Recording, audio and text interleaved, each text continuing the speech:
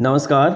अगर आप एक बीएलओ हैं और बीएलओ गरुड़ा मोबाइल एप्लीकेशन के माध्यम से इलेक्शन कमीशन ऑफ इंडिया की ओर से चलाए जा रही विशेष संक्षिप्त पुनरीक्षण कार्यक्रम 2023 के अंतर्गत काम कर रही हैं, तो ये वीडियो आपके लिए बहुत ही महत्वपूर्ण है, क्योंकि 8 दिसंबर से पहले एज ए बीएलओ के रूप में आपको ये कुछ महत्वपूर्ण कार्य करने हैं।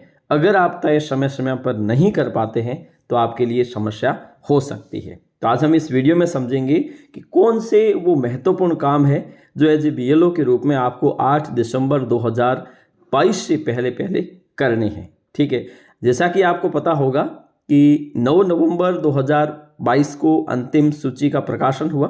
प्रारूप प्रकाशन होता है और प्रारूप प्रकाशन के पश्चात आपको 1 महीने का समय दिया जाता है, जिसके अंतर्गत आपको कुछ महत्वपूर्ण कार्य करने हैं, जिसकी अंतिम तिथि 8 दिसंबर 2022 है। इसमें आपके पास मुख्यतः 4 काम हैं।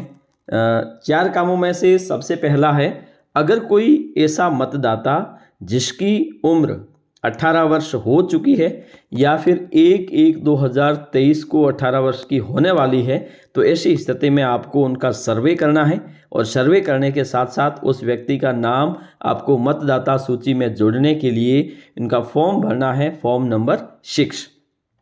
तो फॉर्म नंबर 6 है, ये न्यू वोटर रजिस्ट्रेशन के लिए है और उन्हें मतदाता सूची में लाने के लिए जिनकी उम्र 18 वर्ष हो गई है या 1/1/2023 को 18 वर्ष होने वाली है। सबसे पहला काम जो बहुत ही महत्वपूर्ण है, जिसके माध्यम से मतदाता सूची का शुद्धिकरण किया जा सकता है।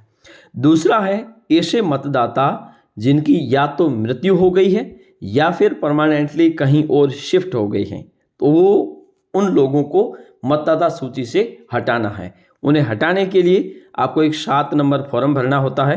7 नंबर फॉर्म दरअसल जब आप भरते हैं तो आपके पास 3 ऑप्शन आते हैं।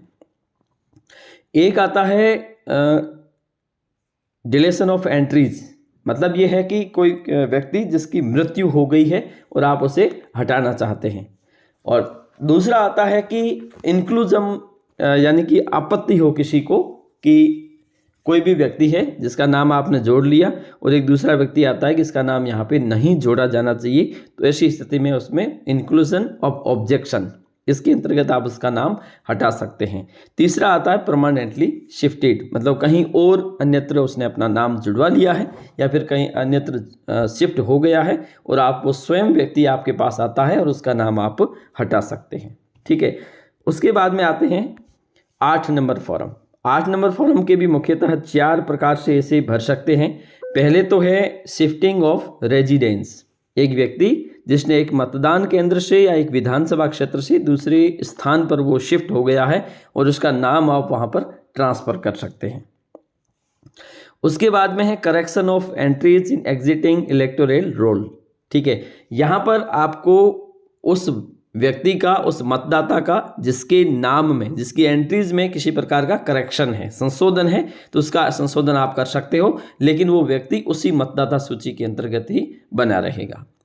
ऐसा व्यक्ति जिसके पास एपिक कार्ड था, जिसने खो दिया है, तो ऐसी स्थिति में वो आवेदन करेगा और उसे नया एपिक कार्ड दिलाने के लिए आप issue of replacement epic without correction, बिना किसी संशोधन के आप नया एपिक कार्ड उसे दिलवा सकते हो।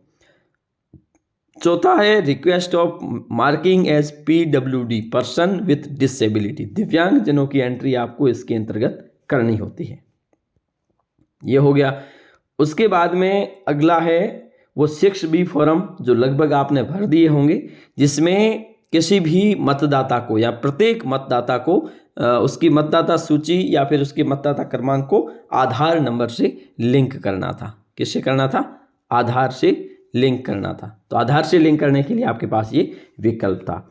इसके अलावा 2 काम जो आपको करने हैं वो ये है कि 2 नए ऑप्शन आपको दिखाई दे रहे होंगे, एक फोटो सिमिलर एंट्रीज, दूसरा डेमोग्राफिक सिमिलर एंट्रीज।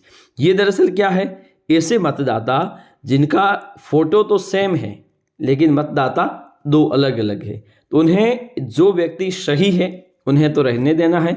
अगर कोई व्यक्ति जिसका फोटो दूसरा आ गया है तो उसके लिए आप 8 नंबर फॉर्म भरिए, करेक्शन ऑफ एंट्रीज, और उसकी एंट्रीज में फोटो अपलोड, नया फोटो अपलोड कर दीजिए, वो ऑटोमेटिकली सही हो जाएगा। डेमोग्राफिक सिमिलर एंट्रीज, एक ही व्यक्ति जिसके 2 नाम जुड़े हुए हैं, एक ही व्यक्ति है लेकिन उसके 2 बार उसको आपने जोड़ दिया है मतदाता सूची में, तो ऐसी स्थिति में आप उसके लिए एक एपिक नंबर के लिए आप 7 नंबर फॉर्म भर के ऑब्जेक्शन ऑफ इंक्लूजन करके उसे आप हटा सकते हैं, जिसके माध्यम से आपको कोई डॉक्यूमेंट्स नहीं देना होगा। तो ये काम आपको 8 दिसंबर 2022 से पहले पहले करने हैं, क्योंकि 8 दिसंबर 2022 इसकी अंतिम तिथि है। उससे पहले आपको ये सारे काम ऑनलाइन मोड पर करने हैं। तो आज के लिए इतना ही, धन्यवाद।